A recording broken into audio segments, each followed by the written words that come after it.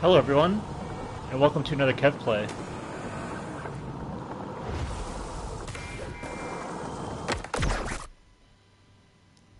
Hello everyone, and welcome to another Kev Play. This is Kevin, and we are on uh, part 1 of Tony Hawk's Pro Skater 3 plus 4. Um, so this will be the beginning.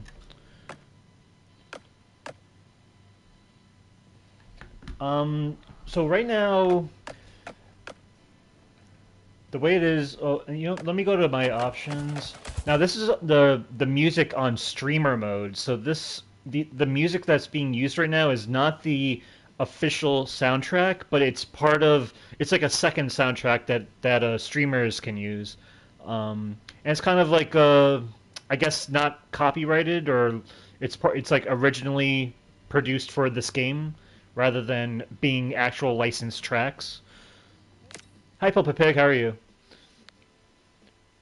He said, wow, I didn't expect this. So yeah, see, we have streamer mode on. So if I took streamer mode off, it will bring on the licensed tracks and we won't be able to hear them. So at least with this, we can... And let me lower it a little so I can hear myself.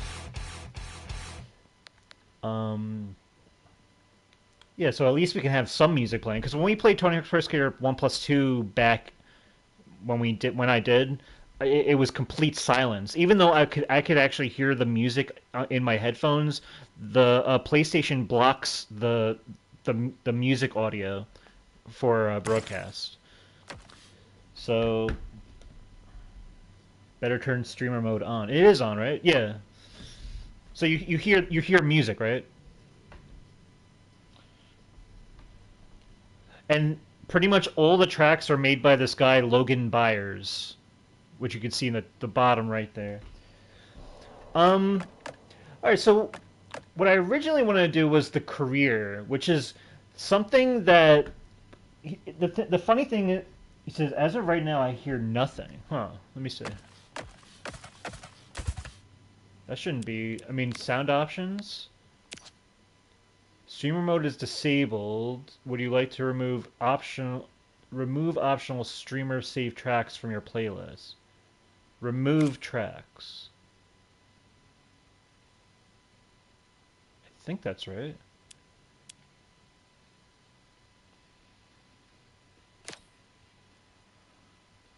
Do you hear any music?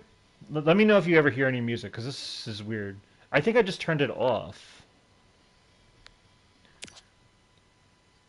Streamer mode enabled. Okay, so streamer mode enabled. Tracks not suitable for content creation will be skipped.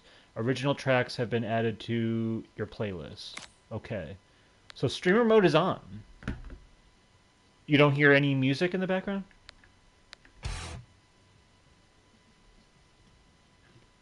You still don't hear it? Because this is the music you're supposed to be able to hear. Nuh-uh, you say. Huh, that's interesting. That's very interesting. But you're able to hear me, right?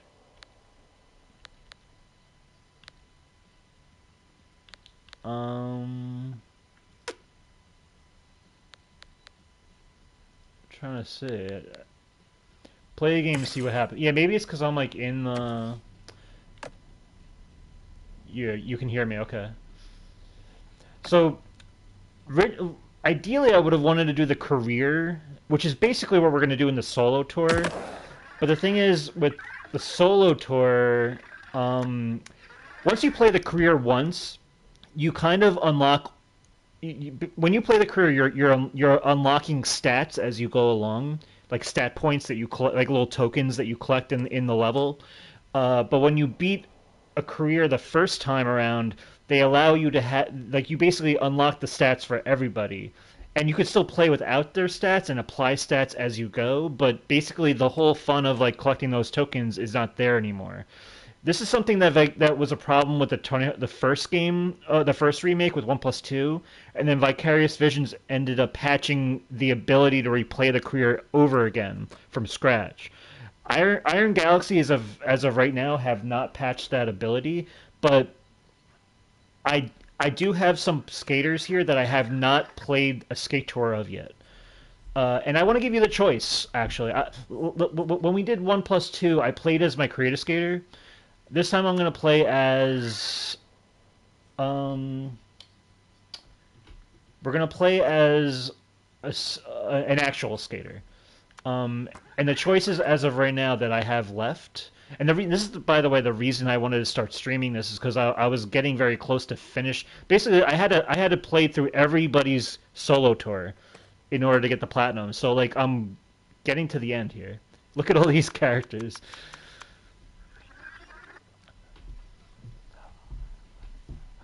You know what? I'm gonna be an ass, and I'm gonna read their little bio. Their like 2 sentence bio for each one because I don't think I ever did that. These are all the all the roster from the first remake plus more. So here we go. Tony Hawk. Tony Hawk made history by landing the first ever 900 at the 1999 X Games, skyrocketing the sport into the mainstream. Today, he remains the sport's most iconic figure. Jamie Floyd. This is a new guy. New to the roster.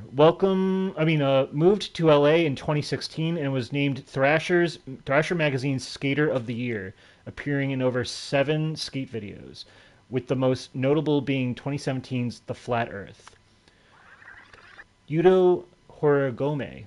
Yuto made history by winning the first ever men's street gold medal at the 2020 Summer Olympics, going on to earn a consecutive gold medal at the 2024 Olympics.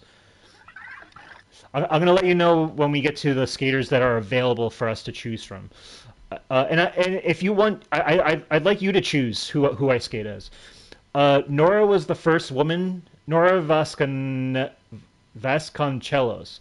Nora was the first woman to join the Adidas skateboarding team and is a gold medalist, placing first at the Vans Park Series World Championships in 2017. Zion Ray. Okay, this guy is one of our choices. I actually don't know much about this guy because he's new to the roster in this installment.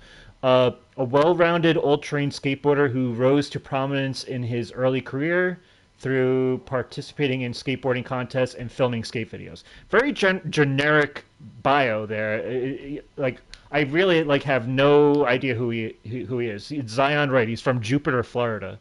So that's one choice you can choose from.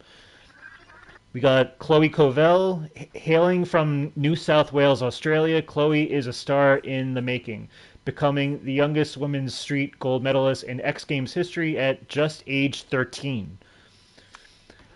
Uh, Reza Leal. I might be pronouncing some of these wrong, so bear with me. One of the skateboarding's youngest rising stars, Reza earned a silver Olympic medal of age 13 and most recently won a bronze medal at the 2024 Summer Olympics.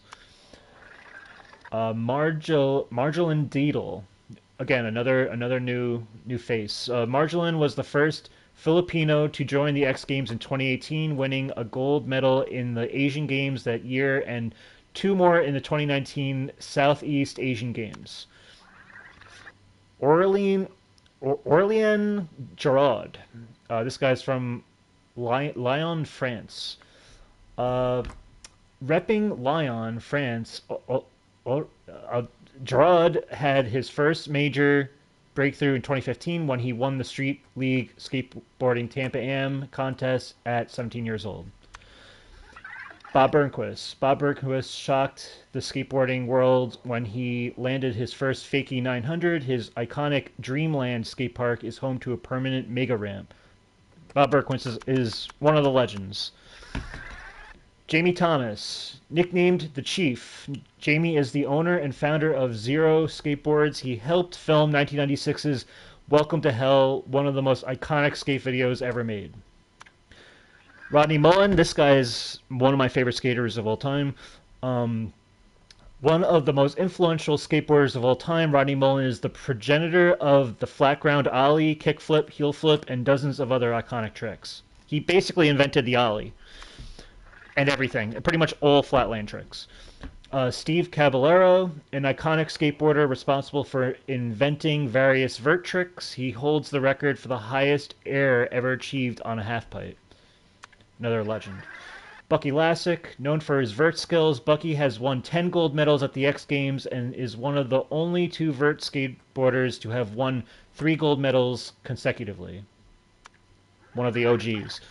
Chad Muska, artist, musician, and entrepreneur. Described by the Transworld Skateboarding editor-in-chief as one of the most marketable pro skateboarding has ever seen. Cool. Elisa Steamer. Elisa is a 4 times X Games gold medalist, the first female skateboarder to go pro, and the first woman ever inducted into the Skateboarding Hall of Fame. Eric Costin, co-founder of Four Star Clothing and the skate brand The Barracks. Eric is a master of street skateboarding and 2 times X Games gold medalist. Jeff Rowley from Liverpool, England. Jeff Joseph Rowley Jr. is an English skateboarder and owner of Civil Wear Service Corporation. In 2000, he was crowned Skater of the Year by Thrasher magazine. Kareem Campbell, he's one of my favorites. Known as the godfather of smooth street style, Kareem left his mark when he popularized the skateboard trick, the Ghetto Bird, and founded City Stars Skateboards. Rune Glifberg. Nicknamed the Danish Destroyer, Rune Glifberg is one of the 3 skaters to have competed at every X Games, amassing over 12 medals at the competition. Andrew Reynolds, co-founder and owner of Baker Skateboards. Andrew Reynolds turned pro in 1995 and won Thrasher Magazine's Skater of the Year award just 3 short years later. Aori Nishimura, born in Edogawa, Tokyo, Aori started skateboarding at the age of 7 and went on to become the first athlete from Japan to win gold medal at the X Games.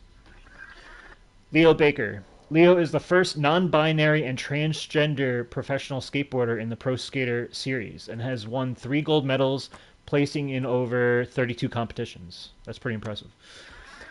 Letitia Buffoni, multiple world record holder and 6-time gold medalist, named the #1 women's street skateboarder by World Cup of Skateboarding 4 years in a row. Lizzie Armanto, a member of the Birdhouse skate team. Lizzie has amassed over 30 skateboarding awards and was the first female skater to complete the loop, a 360-degree ramp.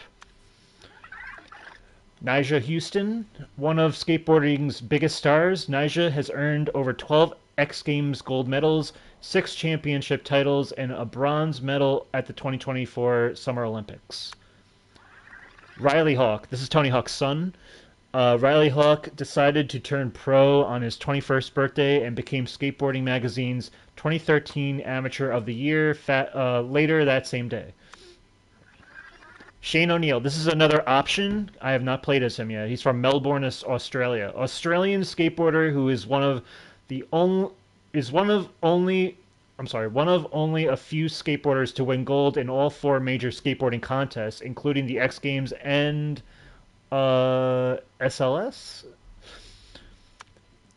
Here's Tyshawn Jones. He was in the first remake for the first time, so this is his second time in this is another option. I have not played as him yet. He's from Bronx, New York City. A New York City native and two-time Thrasher Magazine Skater of the Year winner. Tyshawn Jones is the youngest skateboarder to ever achieve the accolade. Andy Anderson, Canadian skateboarder and helmet safety advocate known for his creative approach to blending street, vert, and freestyle skating into one delightful package. One delightful package. Then we have Bam Margera, a potentially major omission from Tony Hawk's Pro Skater 3+4 had fans worried. Would Activision really leave one of the series' most beloved skaters behind? ... Nope.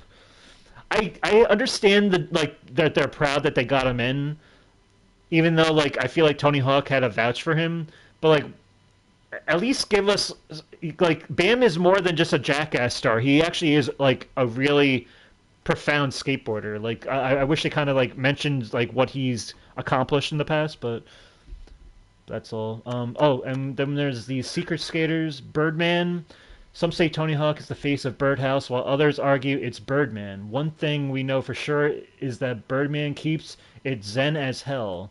Lotus pose time. Then we have Michelangelo, another skater I've not played as. I don't know if I want to make him an option though. As like maybe I'll showcase him at some point, but I don't.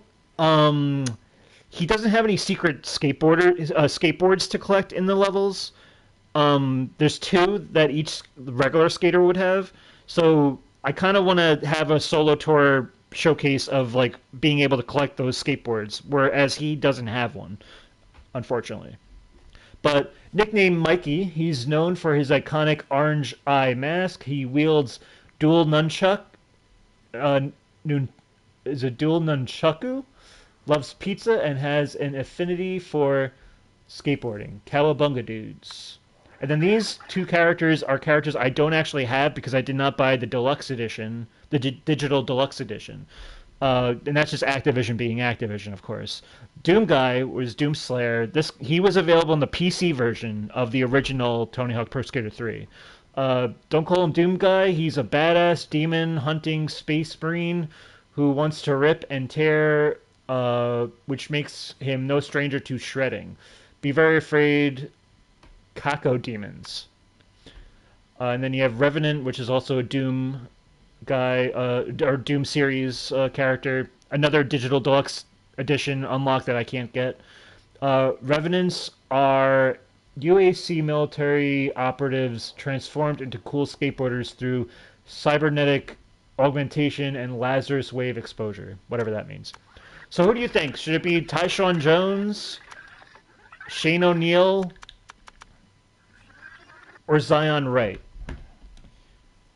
He says, was he held again in the game? Yes, he was. Bam Margera was held again in the game. He actually was originally not in the roster when they announced him, when they announced the game, like when they were announcing all the characters. And then people were complaining on Twitter and on social media, and then eventually Tony Hawk was like, went to Activision, was like, we got to get this guy in the game. Okay, you want to go with Zion Wright? All right, yeah, you know what? I want to learn more about this guy. The thing is, when you play as each skater, there's a specific challenge that they have, and if you complete that challenge, then you unlock their skate video. Unfortunately, the skate videos will not be shown on the broadcast because the gameplay will be the broadcasting will block the video from being shown. So, and as of right now, you still don't hear anything you're saying, right? Even though it's supposed to be on streamer mode. It's strange. I think so. First of all, I want to do. I want to get. You're able to add 2 more tricks. Okay, you still can't hear a thing. Okay, I guess it's just something Iron Galaxy is going to have to, no pun intended, iron out because I don't know. You know, it's supposed to be able to be heard on a stream, but I'll fill it with my chatter, I guess. Because right now I hear it in my headphones. I hear the music, but we'll see what happens when I actually play the game.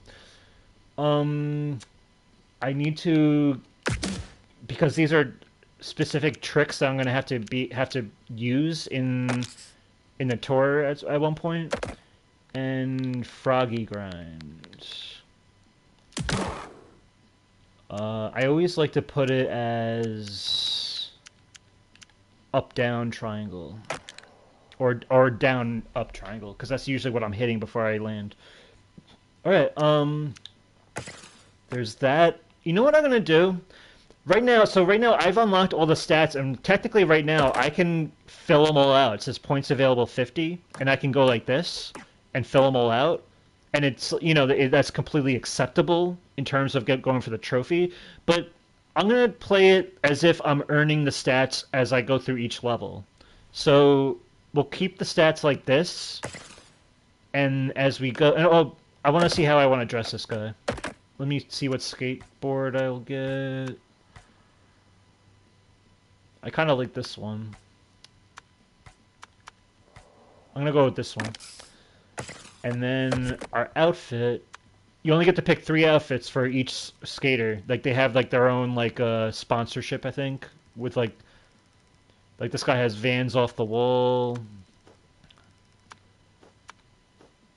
I kind of like his like army, his like camo shorts, and the white shirt and the hat. I like that. It really pops. So we'll go with that.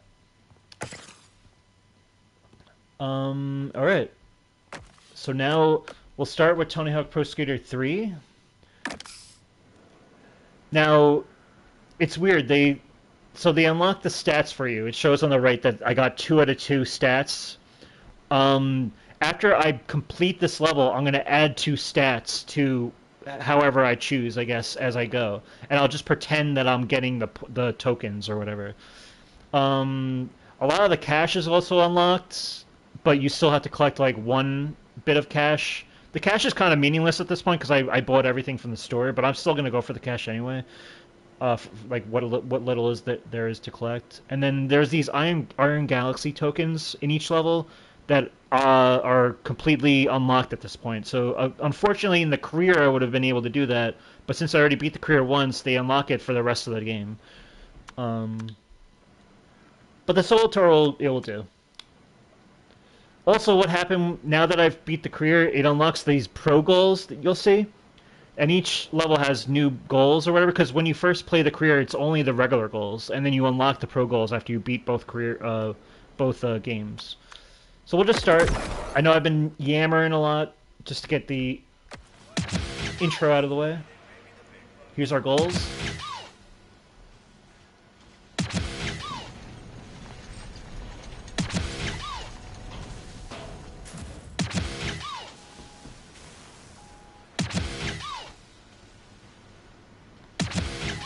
This is also the first game that...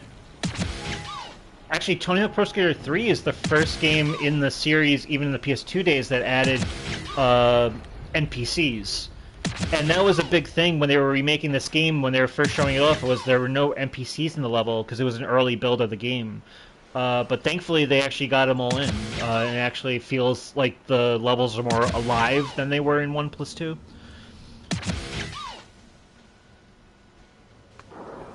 Alright. So these are it's gonna be fairly easy for me to breeze through this. Because I've been playing this game since July, and I just know... I have a pretty good grasp on how each goal goes. But every skater has their own exclusive goals. You said no music. Alright, well, 1+2 didn't have music either when I played it. You can hear sound effects, though, right?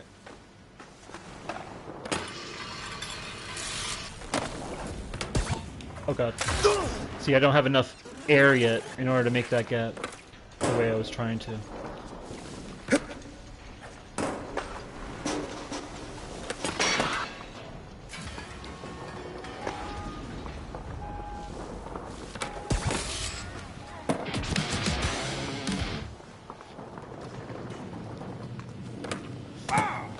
So this is a classic level from Tony Hawk Pro Skater 3.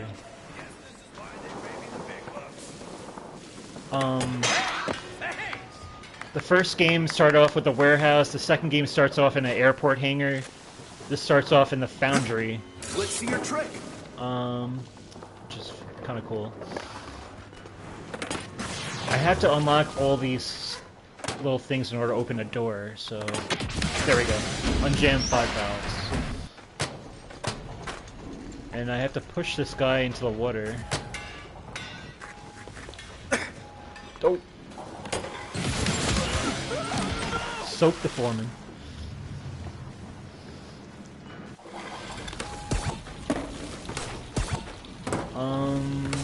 Let's get this cash while I'm here.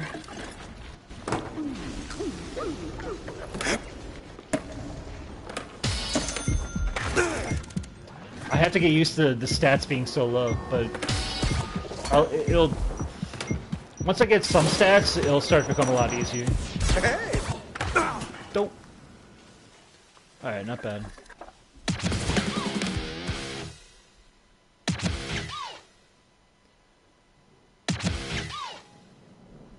I might lower the sound effects just a tad, just so I can hear myself talk a bit. It's pretty loud, but... I'm glad that they included the original sound effect when you actually complete these goals. Is it over? I only got some, so it's going to tell you how many I got right here.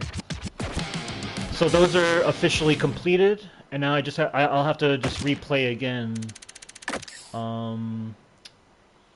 Here's what we'll do. Well, we'll pretend that I got the 2 stats. You know, no. Until I complete all the goals, I kind of want to see how that plays out. But what was I gonna say?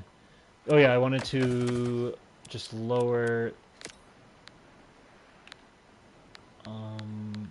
sound a bit, just a tad.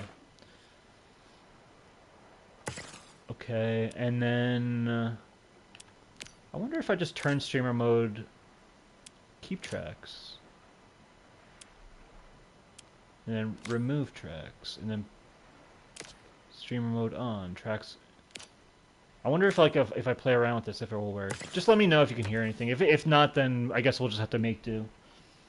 Alright, so we're gonna retry and go for the other ones. Now that we open this door, there's a... Ready to shoot. There's a grind. I had to grind from the top of this all the way down the spiral of this with a specific grind called the Froggy grind, which I need to be special for, so I'll have to do some flatland tricks when I get up.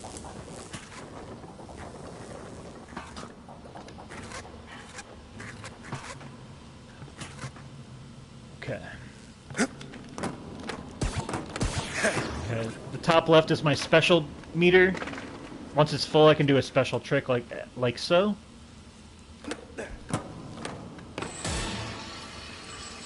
All the way down.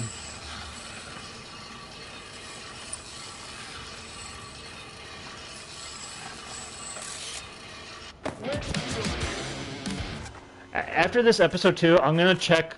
So you're almost done with this game. You mean like my platinum run of the game, or my because with this skater like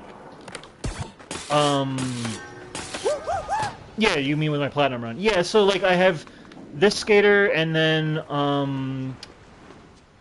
2 other skaters that I have to just complete their tours completely. And then I think there's some other things I need to do, like collect all the gaps, which I've almost completed. But most of the hard stuff is out of the way, pretty much. It's just literally a grind, you know. There's a reason why this game's probably going to be like a 0.01% rarity for the platinum, for the player base. Okay, we got that. Oh, we're running out of time. I think I can get one right here. Whoa, I didn't even know what I just did. I'm gonna try to get the high score goals right here with a combo.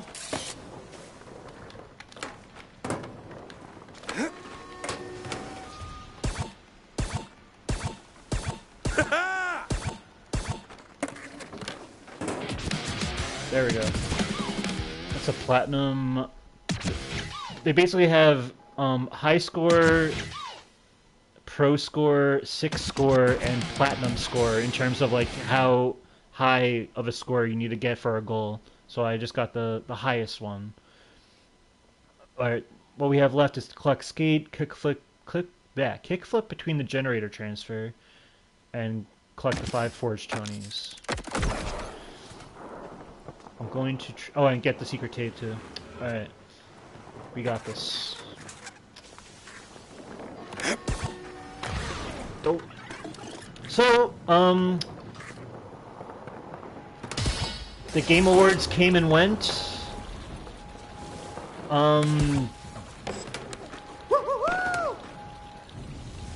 It was an interesting show. I think I was entertained in terms of just the show portion of it. But wasn't really that much in terms of like games. You said, "Oh, that."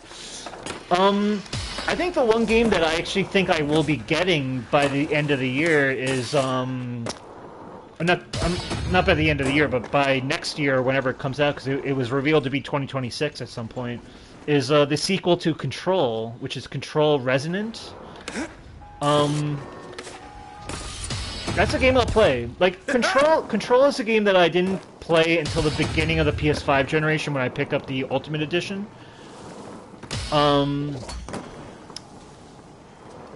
But I enjoyed it. Like, I wouldn't say I was like gaga over it. I mean, I enjoyed it enough. The gameplay is great. The story is confusing. But I dig it. I dig that it's kind of like a, you know, almost like a David Lynchian Twin Peaks-esque type game where there's really no right answer to what's going on. I have to get this thing out of the way. Let's see if I can. I need to get special. Hold on. Don't. Oh, I gotta get this E actually. Let's get that.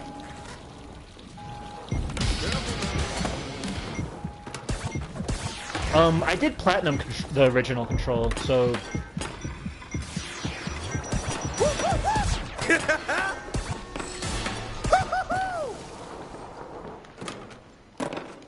I platinum the original Control, so I definitely am ready to play the next game. You said, dude, there was not one game that really interested me. It's a little, you know, it's a little disappointing. I know I was saying like in the beginning of the year that or not the beginning of the year, but like I was saying like a couple, like maybe a month or so ago that like, you know, Toys for Bob, they've been working on whatever they've been working on, quote unquote Spyro 4 for a while now. Enough to the point where they could at least show something. So I remember saying like I'm gonna allow myself to not like I'm not gonna be shocked if it's not there, but I'm gonna be slightly expectant, if that's a word, that it could be there. It's possible. It wasn't. At the same time, you know, I'm glad that I got this game, Tony Hawk Pro Skater 3+4, this year. So they still can, like, I feel like if they're to do what they did with starting with the Insane trilogy, Reignited trilogy, Crash Team Racing Nitro Fueled, Tony Hawk Pro Skater 1+2 plus Crash 4, I feel like they're on the right track to bring us something Let's see your trick. next year in 2026. So I feel like it's very possible that like in spring to summer there's gonna be something with Spyro. Like I'm actually pretty confident that it's like a very strong possibility. So I at least feel a little confidence with that. Okay, finally, I was trying to get enough air to get that before.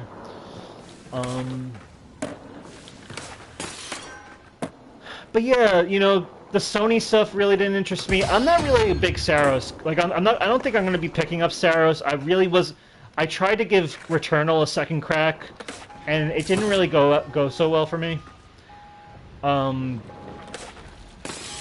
Even with me having more of an open mind towards the genre of roguelikes, or you know, whatever it's called. Okay, so we did get that. Now all we have to do, kickflip. Oh, we just have to do a kickflip right here. Ready to shoot. And then we have to knock this molten bucket down. So I basically have to wait on this bucket to come. And then we should be good. You said, Jeff, be like, we got a game you've never seen before, then it's like Samurai Slasher in Infinity World. Yeah. Oh, I missed it. I get one more chance before this bucket takes off, so let's see. Nope. I'll have to start it over. Hold on. I can end the run, and I can get what we collected here. Alright, so we got one more to do for this level. And what is it with Jeff and Miss Piggy? You know what? I actually really like the Muppets being there every year. Like, it's actually refreshing to me. Is there a secret? Did I get the secret too? I think I did, right? Um, I thought that was a good bit, and like for someone who's not really like an actor per se, um, I think he like committed to that part pretty well. There we go. Grind the molten bucket. Oh, this is bad. Whoa, whoa, clear out!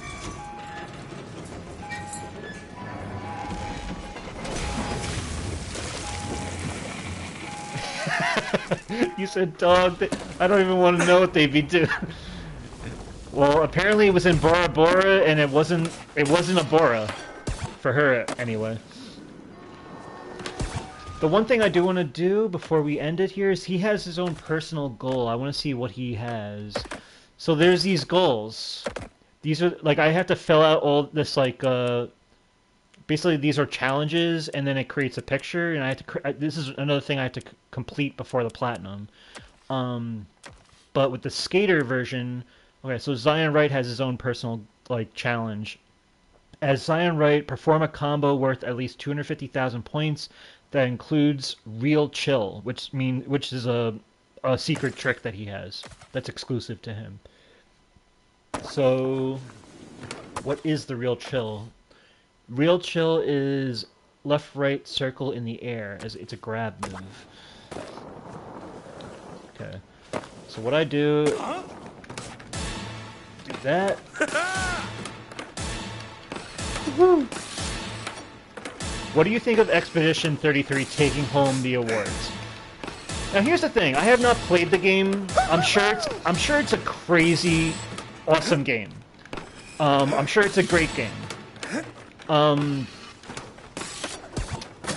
There we go. Okay, so that challenge is completed. Zion Wright, pro skater goal. I unlocked his pro tape now. See, I'm due to play it soon. And it's a game that I've been toying with the idea of playing it myself. And I know on Twitter I made a post saying, like, I'm sick of this, and like, admittedly, I'm kind of, like, joking, but I'm kind of, like, also there's a half-truth to it, where I'm saying, like, what did I say? I said I'm tired of this Zeitgeist bait game winning. And that's just me being I'm just being, like, a dick. But to me, it's a game that's winning all these awards like a sweep, because it entered the zeitgeist. It's an impressive game. It's supposed to be like an indie game that's like almost like a AAA game, the way it's produced. They only spent like $10 million on the game. It's supposed to be an incredible, innovative, turn-based RPG.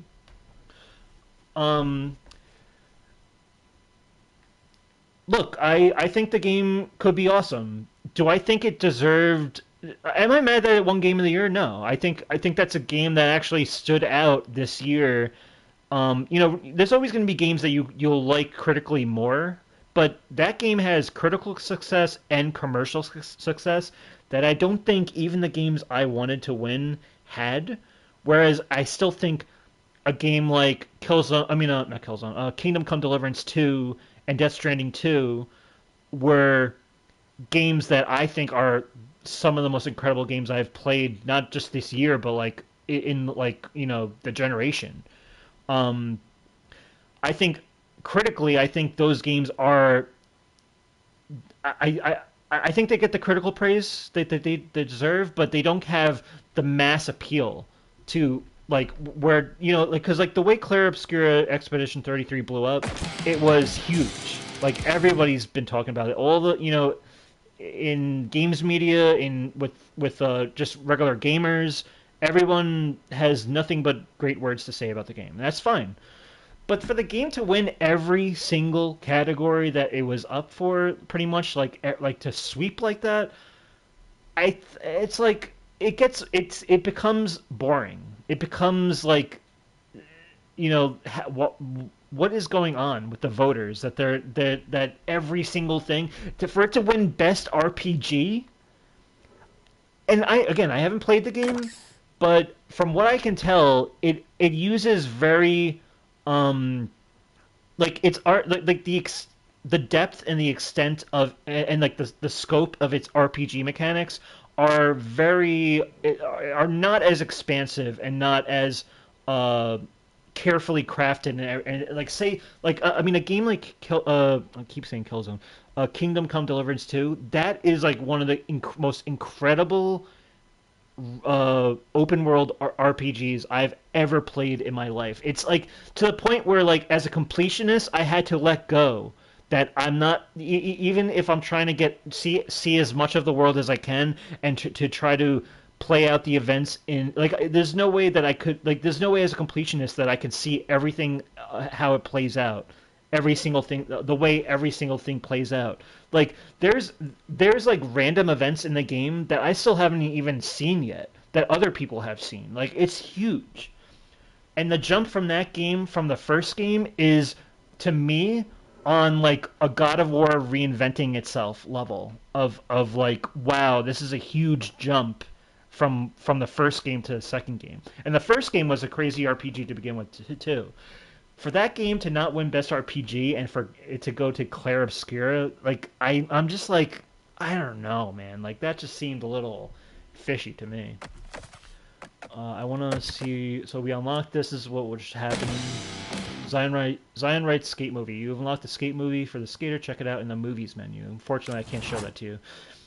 Zion Wright special trick slots. You unlocked the remaining special trick slots for the skater. That's cool. So we got more slots that we can use. Pro boards. Additional decks are now available for the skater. Skate on. By the way, I've bought everything in the skate shop. It's all in-game skate shop. No microtransactions. Nothing. It's another thing I like about this game. You compare this game to that new skate game that I think is still like in or is it alpha or beta or whatever. That game looks like a soulless version of what skate used to be. And I was watching this video that Square Eye Jack put out for it, where he was playing like 30 minutes of it, and it really is like rough. Like, so I have to commend this. Like, this game wasn't nominated at the Game Awards for Best Sports Racing. It won. The first remake won in 2020, but it's like I get it. I get why this game wasn't nominated because there are some fallbacks to this game, but this game is still a legit game that I must say, and blows that new skate game out of the water. Um, but you said, sorry, I'll catch up here. You said, I'm sure the game is incredible, but give the other games a chance. You know, that's exactly, you know. Now, were you feeling this way with Last of Us 2 in 2020? Um, I think The Last of Us Part 2, um, I think it deserved a lot of it back then. By the way, I do not agree with Last of Us Season 2 winning Best Adaptation. It shouldn't even, like, for it to even be in the nominations, it shouldn't be there, honestly. And I know they have to put it because it is a big HBO production, and regardless of my opinion on the adaptation, that there are episodes in that season two that are actually pretty good and pretty well done.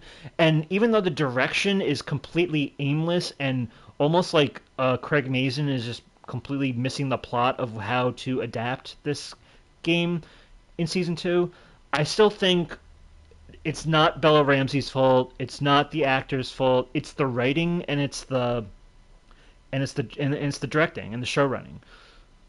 Not even the directing, more the show running, because directors just they're just boots on the ground guys that just have to shoot the show. But it's the showrunner that's kind of like giving the creative juice behind it and running that writer's room. Um,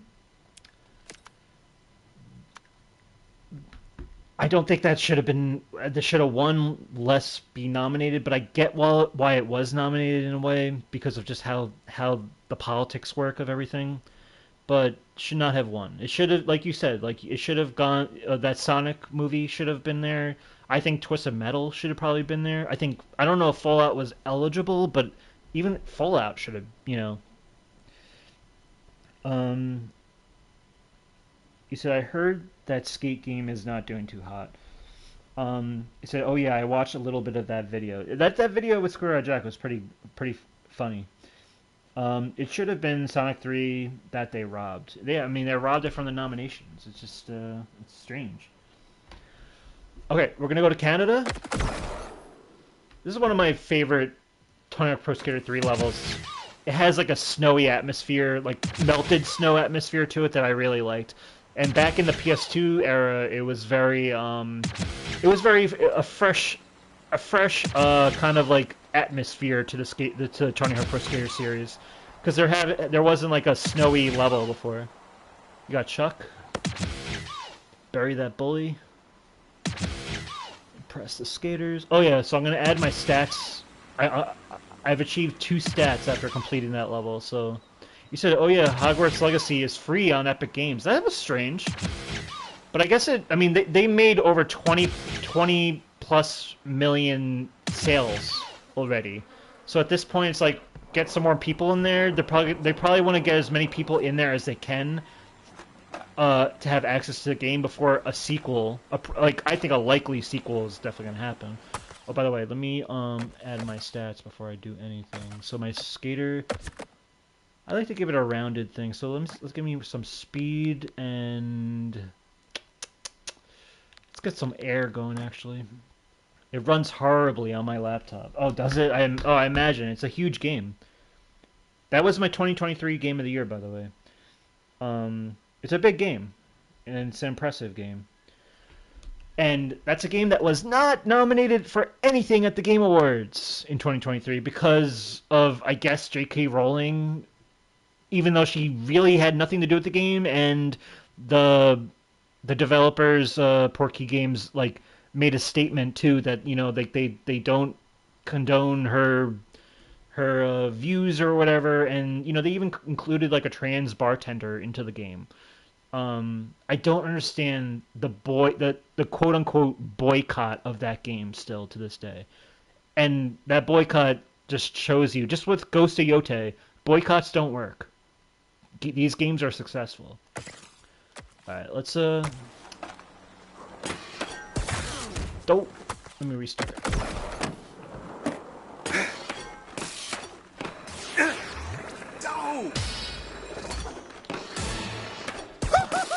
Ready to shoot. Damn, I have to get used to this guy. He said the only time they acknowledged it, lol. Yeah, the whole J.K. Rowling situation. Yeah, it was just like, what the heck? I have to get used to the fact that my skater isn't fully charged with his stats, so I have to like be a little bit more careful with my combos here. Let's see your trick.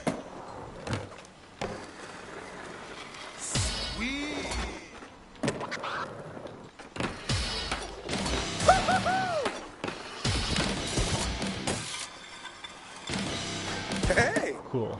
Land it!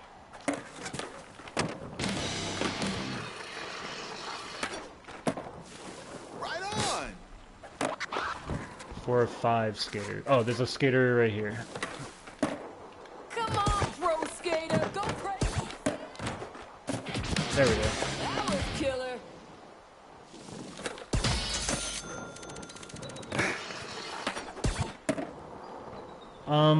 What else? There was another game that kind of caught my eye, even though it's a game I probably would never play. I typically wouldn't play, but I thought the presentation of the game was actually pretty cool.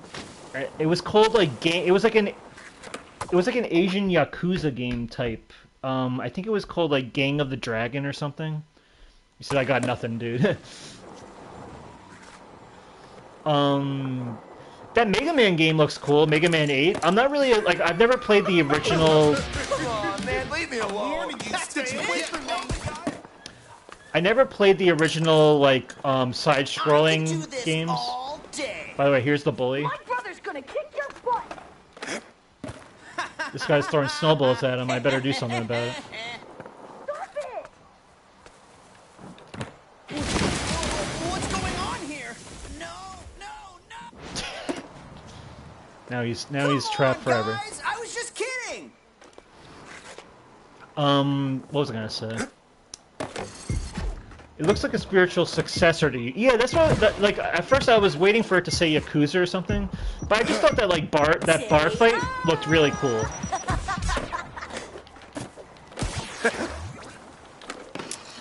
Let me make sure that I did not get the platinum score. Let's try to get that right now.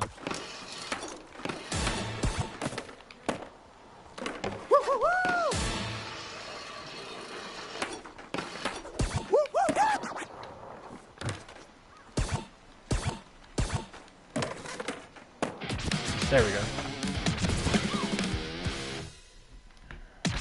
I guess, like, I never played... I played, I remember at a friend, like, when I was a young kid, I played, like, the side-scrolling Mega Man game. I don't know which game it was, though. But, I know a lot of people love those games, and it looked like a game where I was like, I wish I was into this series, because this platformer looks really cool. But I feel like if I played it, I'm gonna be completely lost as to, you know, what's... the world or whatever and everything. The only Mega Man game I have is Mega Man Legends, which is the 3D game for PS1. And that's a game if they ever remade that game, I would pick that up. Especially since the second game is very rare to get and it's very expensive, and I've never played that game, so that would be cool too if they like included that in a package. He said, and yes, the new Mega Man looks really good. I should play Mega Man someday. I think it like would. I think it might be like up our alley, but I just like. Again, it's like I didn't really. It's not something I really grew up with. I feel like I would play Mega Man more than I would like Croc, which is. It was nice that Croc got a remaster this year, but I'm not really. It's like I really don't have that much history with Croc to be that attached to it. Again, it's a game I played like 1 or 2 times at a neighbor's house when I was a kid. Beautiful. Got it.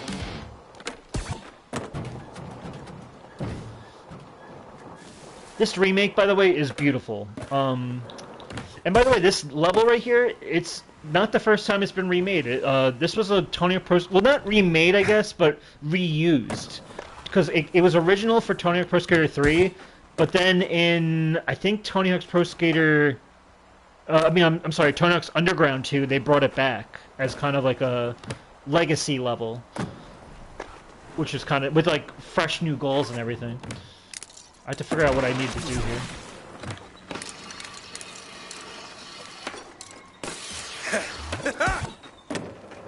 Oh, I have to give this... Oh, so this guy here, he's saying he's parched. This guy's standing here. This is censorship. I'm going to tell you why in a second. I have to do a goal for this guy. It's a censorship from the first game. But I'll tell you in a second.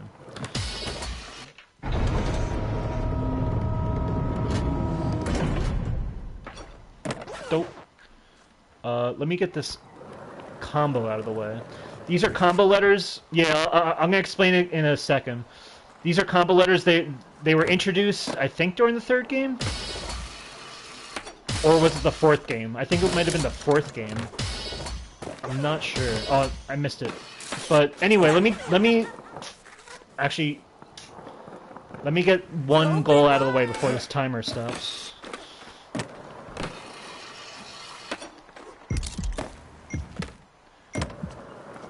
What I'm going to do is I'm going to go up here. I'm either going to get the secret tape or get... I'll get the secret tape. Oh, no, I didn't. I completely failed. This is a lot harder to do with the stats down, because when I have full stats, I breeze through these levels so easily. I pretty much, like, knock out everything right away. But anyway, I'm going to show you this censorship. The guy is very thirsty, basically, so we have to do something for him.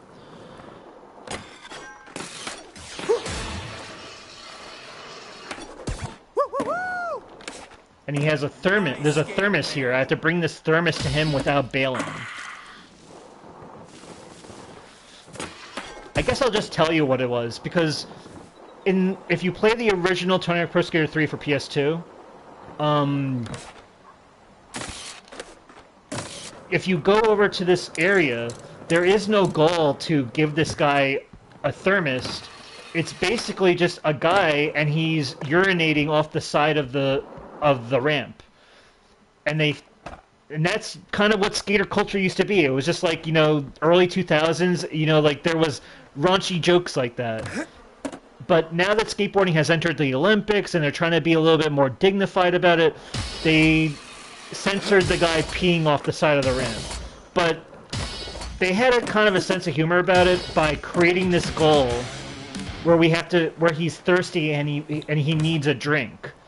So it kind of is like a nod to the censorship in a way, which I kind of think is, in a way, it is kind of it's cute, but again, if you ever want the original experience and in my opinion the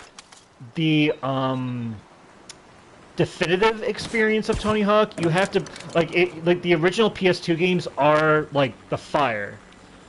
Like they are on another level. As pretty as this looks compared to PS2 graphics, there's just so much more depth to what's being presented, what the features you have, and like the abilities you can do and stuff like that. This is a very faithful remake, but it's just like I said, once we get to like the Tony Hawk Pro Skater 4 portion of this, you're gonna see why it's like completely not the same game. But a different version, you know, playing the game in a different lens. Oh, did I not bring... I did not bring him his thermos. I thought I did. I guess this was what happens when I talk and play, I guess. He said, oh, right. It was really edgy back then. I mean, and they didn't... the games were full of that. Like, there were so many little Easter eggs and things that were just like... Like, I know there's a joke where, like, if you skate into a window, you'll see, like, a dude in a hotel room staring at a Hey, skater! staring at a goat on the bed and looking up the goat's butt. And it's, like, such a weird Easter egg, but it's, like, very, it's something that wouldn't fly today, I don't think. It was just early 2000s was that like Jackass era, and Tony Hawk kind of lended itself to that. So, alright, so I'll give him his drink. There you go. Now there's one more challenge, I think, right over here.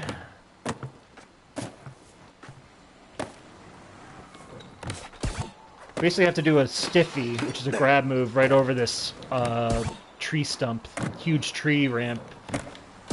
Dope. We're gonna go a little longer for this episode too because you know, the introduction was long. Dope. This is like one of the harder ones for me. Oh, this might actually be hard for me to do in general because I don't have my stats.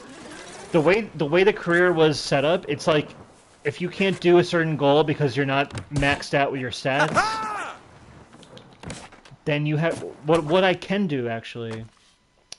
Yeah, it was like 20-minute intro. I know. I was like debating, should I read off every skater's little bio? And I was like, you know what? I gotta be me. I'm gonna do this. So this is what you can do even in career mode when you have limited stats, is that you can take away stats from other fields and then apply it to other, you know. So right now I need more ollie, I need more air, probably need more speed. So I don't need lip balance at the moment. Oh, they don't let you take it. Oh, because that's where it starts. Okay, so only the added. Interesting. So I added air before. I can technically take it away, but I can add because I have all these points. You know what? Let's play it where I have to come back if I can't do it.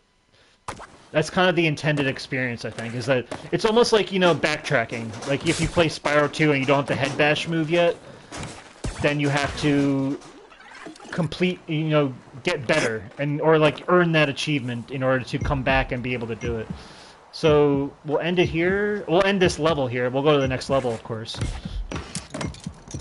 Do I have everything, though? Stiffy over the hill? Okay, it's only the Stiffy over the hill that's going to be a bitch.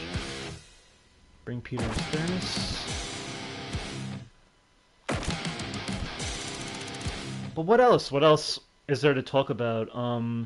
Yeah, the Game Awards. I was rooting for like Erika. Is it Erika Ishii, the protagonist from Ghost of Yote? Like with all the hate she was getting online. I think it would have been cool if she won. Um, but of course, Claire Obscur had to sweep everything or whatever. But I think she was a good sport about it at least.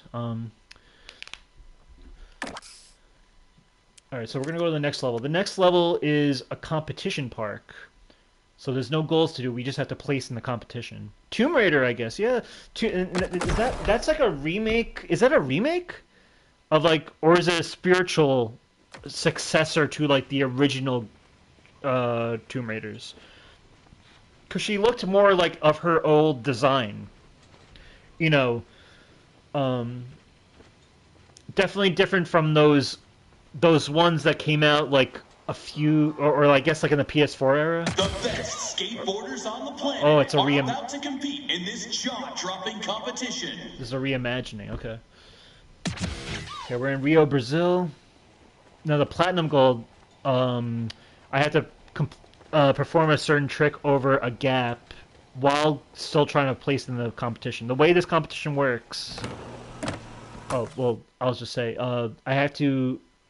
There's 3 heats, and I have to do good in each heat basically. And they use my 2 best heats, and then they take the average of the average score of those 2 heats, and then they place you on like a leaderboard. So I have to come in first basically. Keep it clean! Yeah. So, and every time you bail, they deduct. You actually, again, my stats are bad. They deduct points every time you bail, so it really depends on how high my score is going to be by the end of the 2 minutes.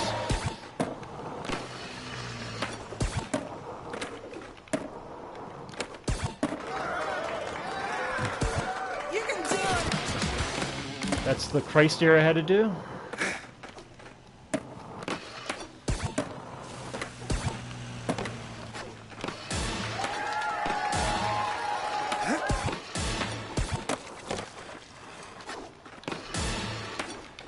Here's a secret area.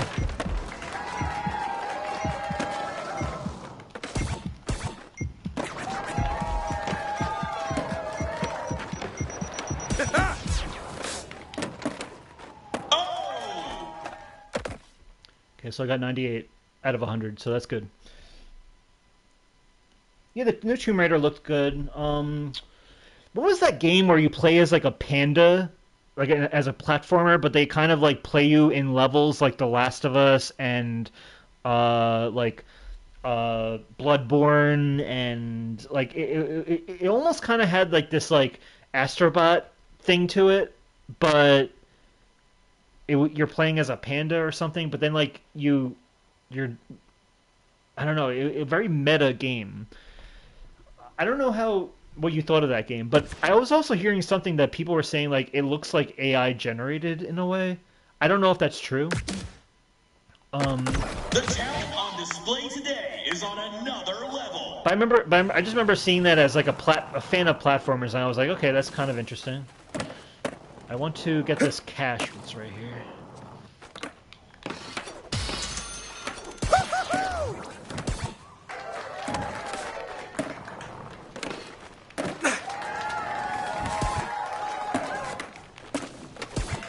Let's go. Yeah! Putting it all Ooh, that's cool. together. Dope.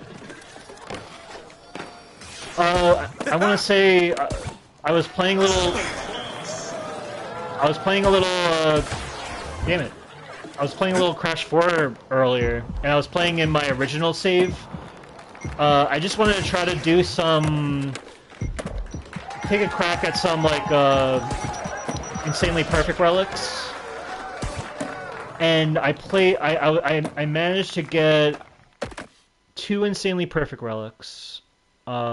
One for Stay Frosty, and another for what is it? dilly or dingo dallying or whatever it is. It's kind of like the sub level to run it by you. So I managed to get the insanely perfect level relic for both of those for in my 93% save.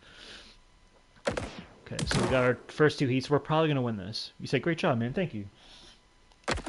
We rejoin our competitors with another run about to begin. I also took a crack at the time trial for Stay Frosty. I figured because I played so much of it on our stream that you saw, that I was like, I kind of know this level pretty good right now. So let me try to see how I can do with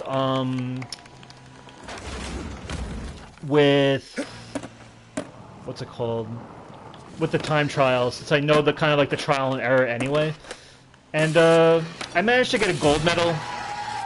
I'm so like 14 seconds off from like the platinum, it looks like, which was kind of like, damn, man, like Look at that. I did everything perfectly. I don't understand like what they really expect me to do.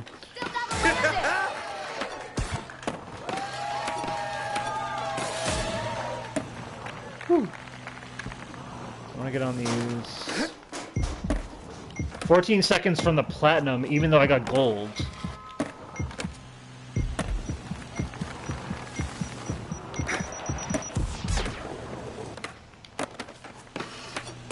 There we go.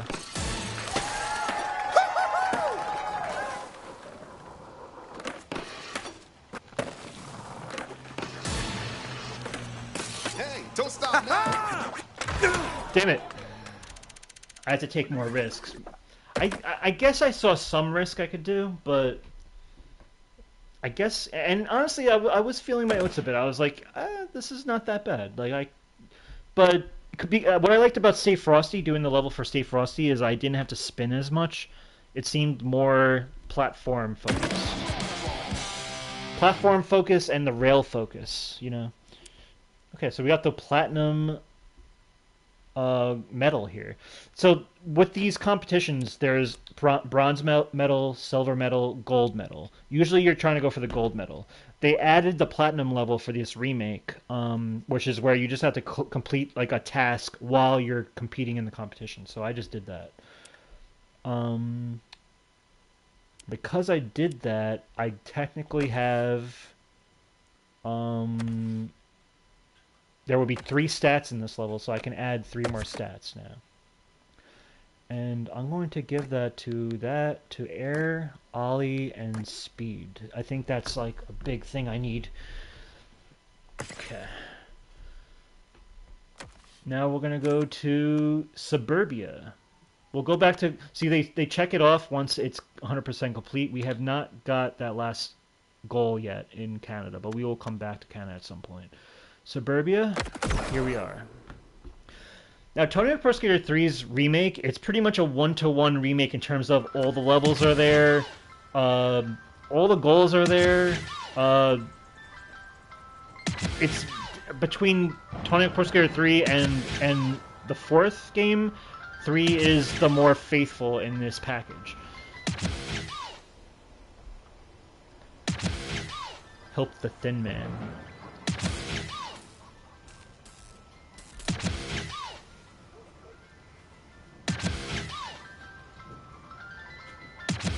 This is kind of like a spooky cul-de-sac level.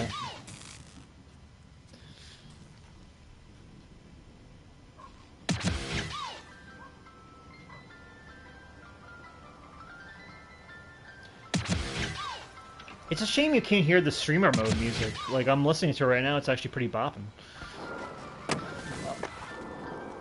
Alright, so we're gonna try... I have to get a manual... Oh, I have to complete a manual... without falling all the way around the cul-de-sac. It's gonna be an interesting one.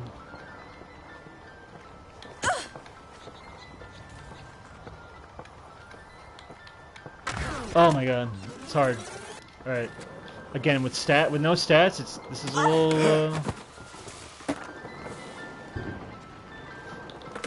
we'll manage though. Let's get the combo.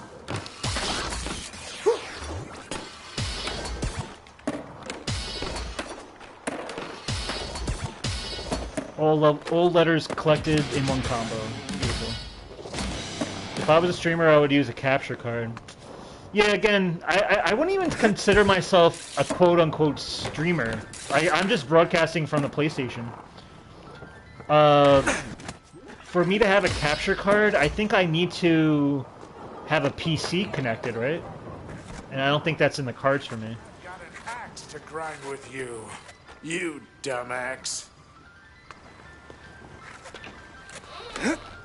I have to do a certain trick here. I have to go into this creepy door and do a certain trick. Here we go.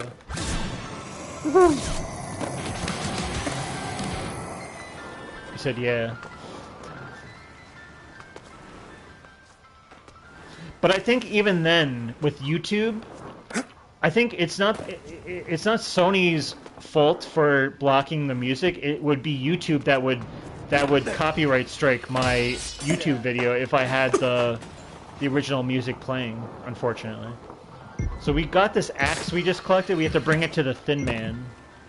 Who the Thin Man is, I can't tell you. Pigs, little pigs, I'll blow your house down.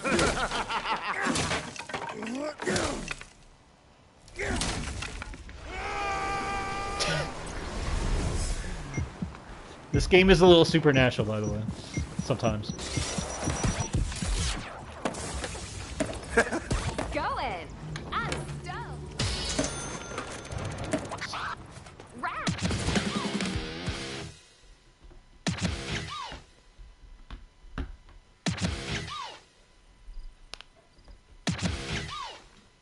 Beautiful.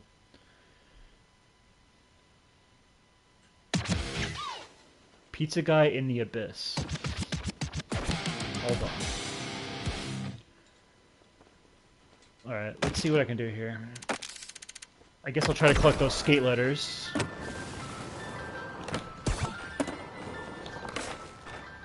I also have to clear these power lines for the TV reception.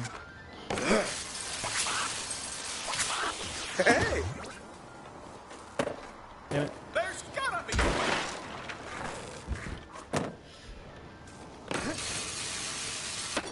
Okay.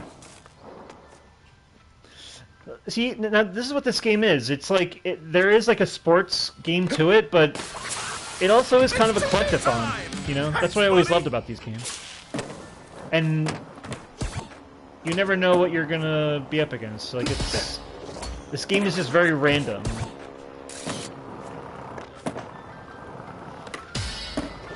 Alright, we got K... Go ahead. Impress me.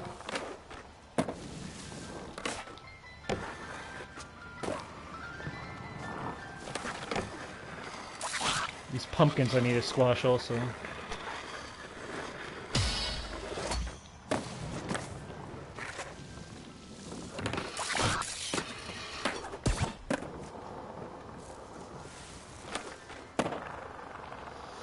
You know, I was thinking, I came across just like a random PS1 Crash Team Racing video, and I never really thought about it, but Crash Team Racing, you know, I feel like the novelty of the game is taken for granted for when it first came out, because it really was the first Crash game that was fully, where you had full control of the camera. Is that your dad? When you play Crash 1, 2, or 3, the camera is fixed when you go down the linear path. Whereas Crash Team Racing, for the first time, Got any piercings? for like people, like we got to experience the world in a free camera. Not just free roam, but being able to control the camera in any way you wanted to. And I'm not just talking about like pressing L2 to change like the view of your cart. I'm talking about just like being able to maneuver the 3D space, going backwards and forwards and like turning around and everything. That wasn't something that really happened with the original Crash games. Only with Crash 3 with the jet ski levels. I know it's like very like, yeah, self-explanatory, of course, yeah, but like I forgot that like when I was watching it, it reminded me of that Christmas morning of getting Crash Team Racing in 1999 and being like, holy crap, I can like move the camera any way I want. And like ever since then, I totally forgot that novelty was a thing because we're so used to it at this point with video games. What's our goal? Fly through here. Pro score, 6 score, possible, tape, platinum, manual out of side, press. Okay, let's do this. I was not able to get this. Let's see you go crazy. Collect the skate litters.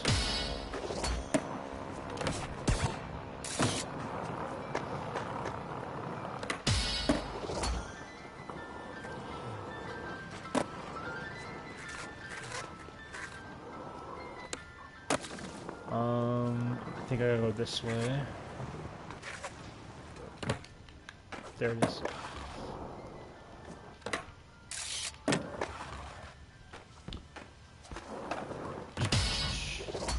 Hey!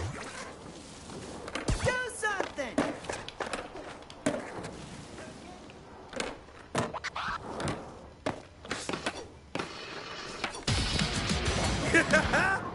Okay.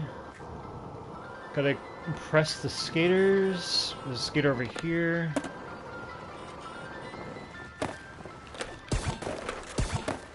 Let's see your trick. Damn it. See what you can do. You're doing it.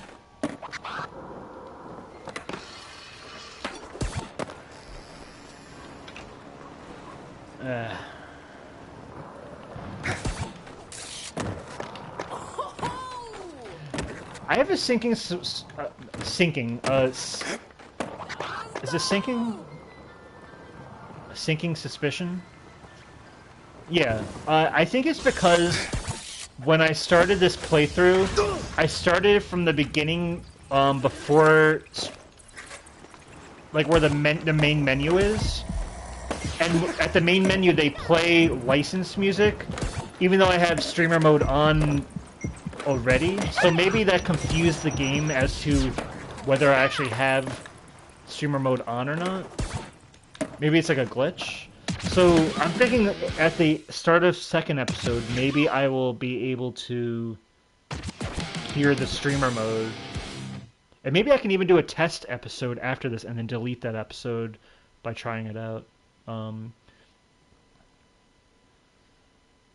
But let's try to get this done at least. So maybe you should restart the stream. I don't want to restart the stream because then it kills our episode. Or well, it stops this episode, and I'd rather I at least want to complete this level before I do.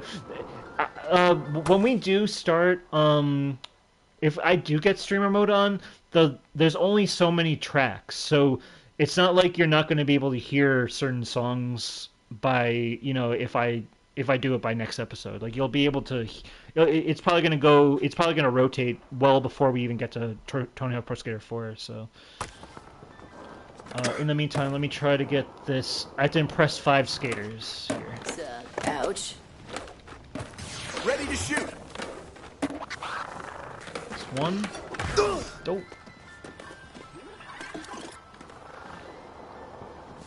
Let's see you pull some tricks. Okay. Sponsor.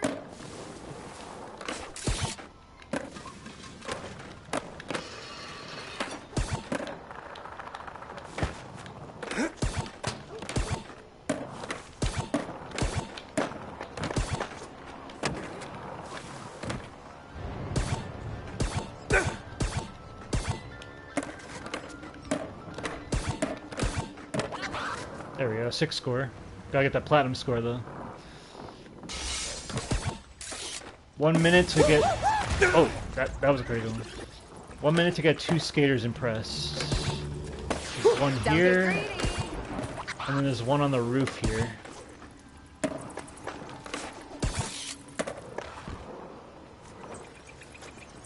There Show we me go. what you got. Don't just sit there. Still gotta land it. Okay. That. And then we can get the secret tape, which is right over here. I'm going down in here. Whoa. I think this person's like in an escape room. The vibes are off. This is a hard no for me, dog. And then the secret tape is right here. Let's try to get this manual before it ends. You can always even after the timer's done, there's overtime as long as you have your combo going.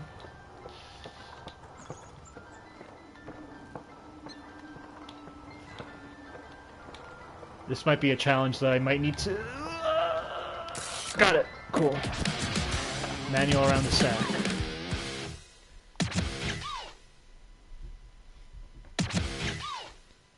That's a hard one, especially when I don't have my stats all the way up.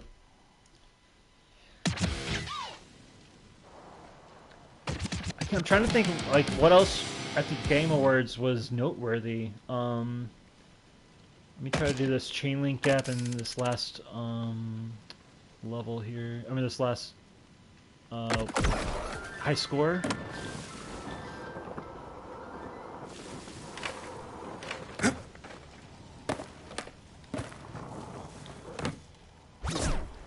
Street Fighter movie. That was kind of funny. I feel like people didn't really get the joke, or they didn't take the joke too good when they said, "Oh, the Mortal Kombat people are here too," and then they just made a joke about, you know, how no, they don't. They only care about money. We only care about money and your fandom or whatever. That was just a joke. But if you look back at the crowd of that part of that skit, it just didn't seem to go over well. I will admit that was funny. Yeah. I have to say I was laughing at the Miss Piggy skit. And by the way, I think the song that Miss Piggy and Ralph sang was actually pretty clever. When they're like rattling off different games and it's like rhyming and everything, it was actually a really well done song. I always liked the Muppets. The Muppets are a little before my time too. Like, you know, like they were more of 70s and 80s. That's when they were really prominent. But they've always been making like movies and stuff ever since. You know, up until even like the 2010s. Like the Muppet movie is a great movie from it's like in the 1970s it came out. That's a really great movie. The Muppets Take Manhattan is also a great movie. I think that was like in the 80s. And I think those are my two favorites. I really like. A lot of people like the Christmas Carol Muppet movie. For me, it's just another Christmas Carol movie. Like Christmas Carol has been parodied and homaged to death, so didn't really do much for me. But I really like that first Muppet movie and the second Muppet movie. He said I watched some of the Muppets, and the Muppet Show was also a good show. The only Muppets I remember watching is the Christmas one. I mean, it's a very popular one, that one. Let me try to do this. Gotta get 600,000 points. So let's see what we can do.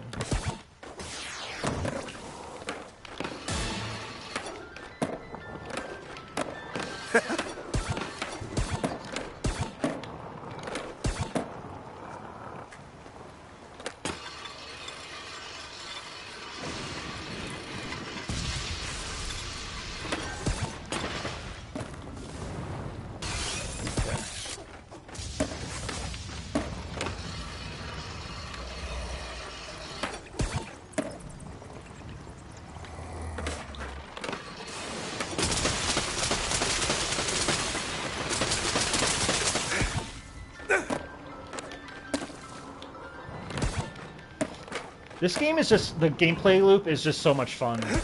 Just doing combos all day, I could like do this without there being challenges.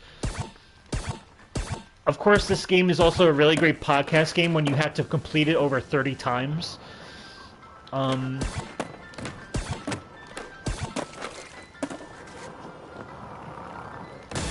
I've been getting a lot of my podcast out of the way as I play this.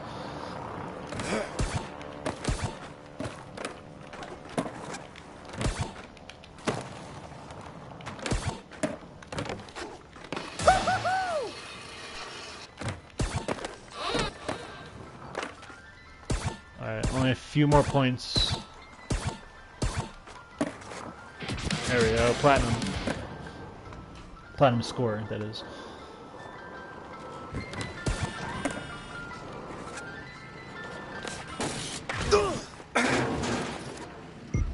Just trying to think if there's anything else that I could showcase in this level before we leave. What's the name of that? Did I get all the... I did get all the cash. You said, I can't believe Jeff traded Kojima for Miss Piggy. Just disappointed. Exactly. And Kojima was just sitting there the whole time. Like, I felt kind of bad. I don't feel bad for him because he has all the praise in the world. He's an icon. But he kind of just had to sit there for the whole show, it seemed. Look, Death Stranding 2 is one of my favorite games of the year. Like, in the running. So, and I will talk about my game of the year probably maybe next episode, I think. We'll go into it. We'll rattle off the games and the contenders. As for what we're doing here, you know what we're gonna do? Well, since we completed this, there are 3 stats, so I'll apply those stats, and the next time we'll try to see if I can we'll try to see if I can get that Stiffy challenge in Canada done. So one more, I guess Ollie for now. We just need more air, that's for sure.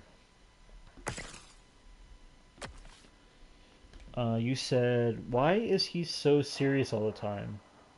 Who is so serious? Jeff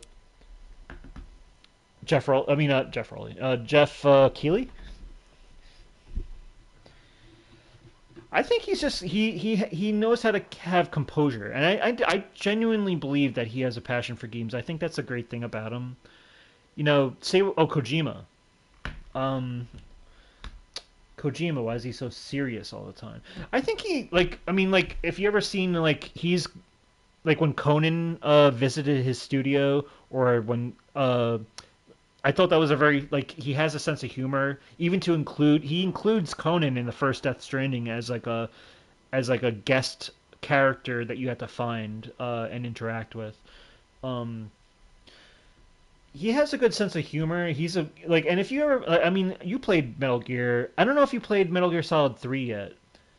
But actually, even when you play Metal Gear Solid 1, 2, and 3, the game has such a sense of humor. And there's so many references to pop culture in those games too, that really paints a picture that Kojima isn't just some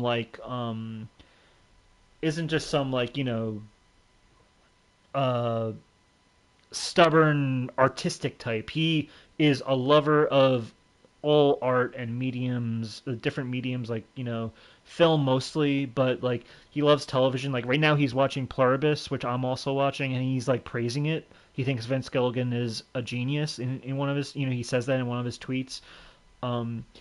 He definitely has a breadth of open-mindedness and and if you're just if you play games like Death Stranding, and especially how emotional and moving the story can be, but also funny and lighthearted, and Metal Gear also kind of has that too, with its campiness and everything. To me it shows that he's actually not. He doesn't take himself that seriously.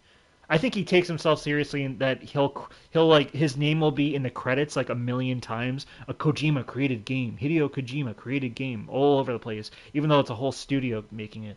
But I do think as a artist and what he creates, he definitely puts out stuff that pokes fun at itself and is not just one linear offering. You know, if that even makes sense. He said I haven't. I know that the game has good cutscenes. Kojima be watching anything. I mean, like when I was playing Death Stranding 1, you collect things in the level in the world where it's like little tokens of like the world because it's it is technically a post-apocalyptic game in a way. um it's little pop culture real references to things, and he'll have like a little description of what it is and like how it like impacted society or culture or whatever. And it just he's very even when you played Metal Gear Solid 1, and remember what Ming Ling, was that her name? She had so many she would give so many references to some such random things. Like she talked about like Leo Durocher, who was a coach the for the Yankees, I believe. She made a reference to that, and she also made a reference to like she like makes references to like movies and like stuff. Like it's very odd how Kojima works. So I like how when he doesn't like a movie of a show, he doesn't leave a review. I mean, that's better than what Quentin Tarantino's been doing, where he's just bad mouthing actors outright to the press while they're still working. It's not like it's like Quentin Tarantino. I like his work. Pulp Fiction, Jackie Brown, Once Upon a Time in Hollywood, Reservoir Dogs, great films. But the guy can be a little pompous as a director and as a person. So anyway, I think we'll end it here. Next time we're gonna go to the airport, one of my favorite levels. And these are basically the levels to do. But we will get to them.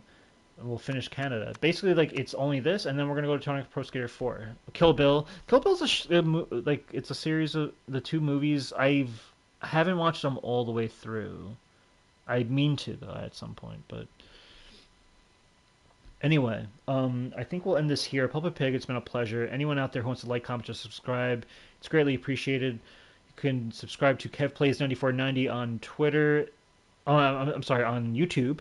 Kev Plays 9490 on YouTube, and you can follow me on Twitter at Let's Watch Series. Other than that, stay safe, stay healthy, keep a clear head, and keep on gaming. And I'll catch you all next time. Peace out. We'll try to get the streamer mode working next time.